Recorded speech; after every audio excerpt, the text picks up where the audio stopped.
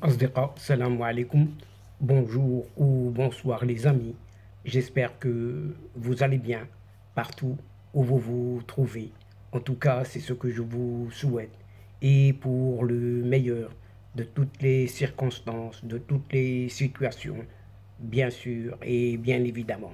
Bienvenue sur votre chaîne Bled Magharibia qui attend comme toujours vos encouragements qui nous font beaucoup de bien et nous en avons bien besoin. Mais abonnez-vous pour rester tout simplement très informé et ce le plus rapidement avec les toutes dernières nouvelles. الأصدقاء نتمنى تكونوا بخير وعلى خير وأينما كنتم وأهلا بكم ومرحبا بكم في قناتكم.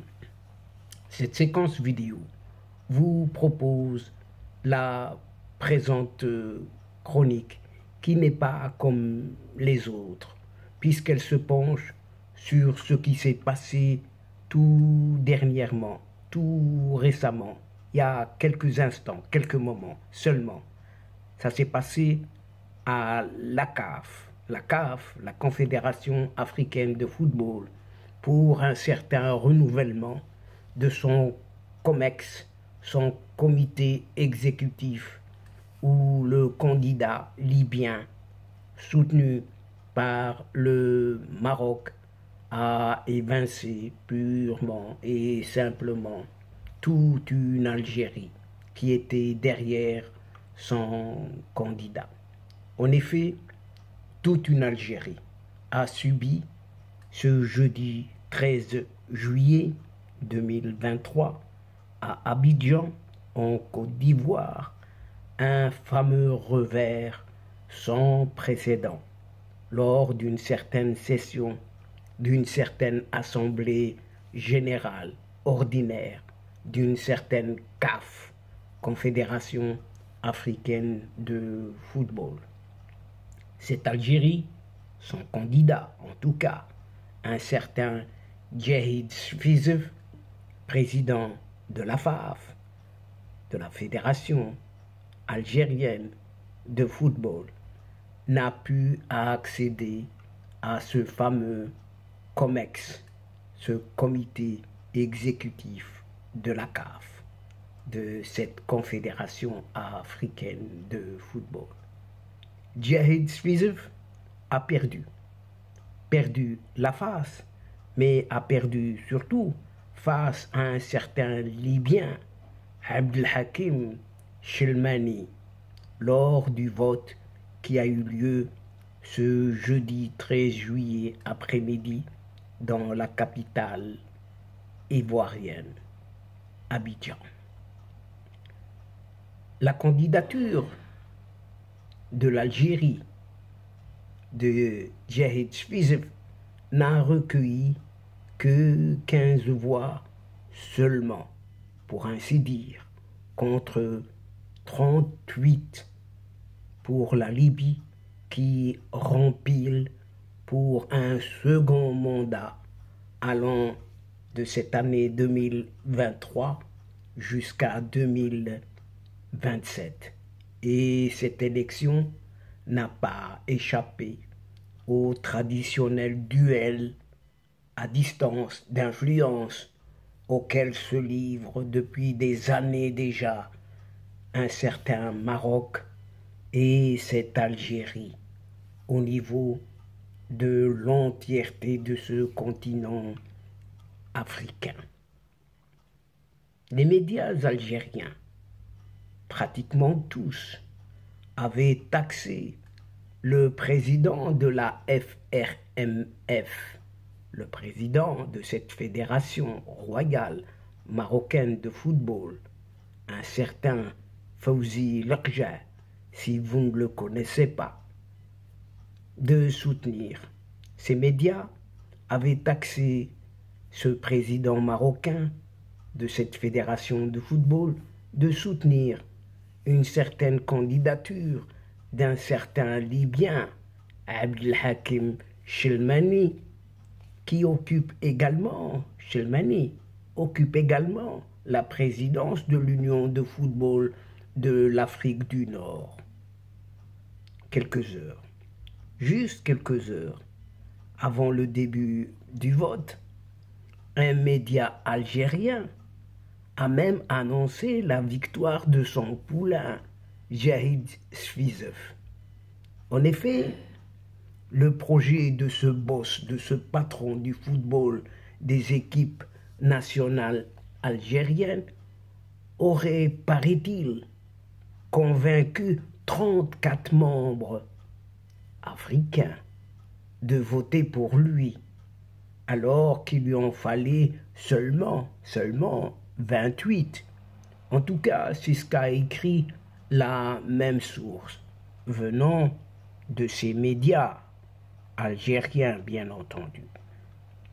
Le pouvoir algérien avait pourtant beaucoup parié sur une victoire de Djahid Sfizef.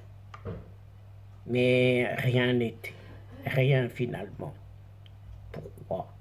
Un retour au COMEX de la CAF qui confirmerait, selon la version officielle de cette Algérie, le retour de cette nouvelle Algérie sur le continent africain.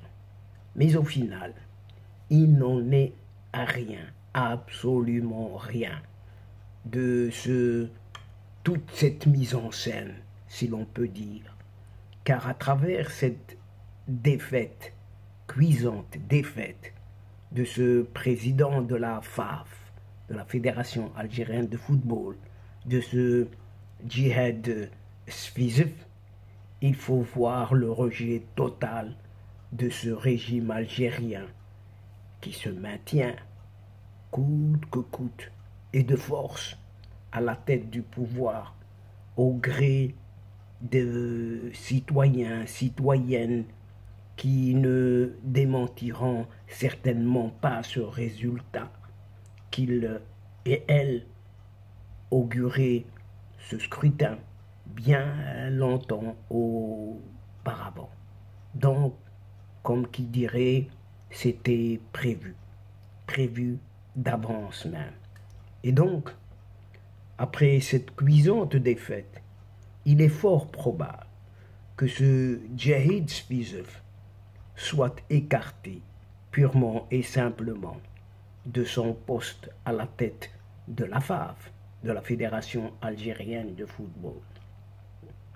Il en était de même pour un ancien président de cette même FAF, un certain Khaireddine Zetchi, a été lui aussi poussé à la démission en un certain mois de juillet 2021, suite à son échec à faire barrage à l'occasion d'une certaine 43e Assemblée générale ordinaire de la CAN, Coupe d'Afrique des Nations, organisée à Rabat en mars 2021, après l'adoption d'un certain amendement présenté par la délégation marocaine, excluant par là ce chimérique Polisario introduit par cette Algérie de prendre part aux compétitions de cette CAF,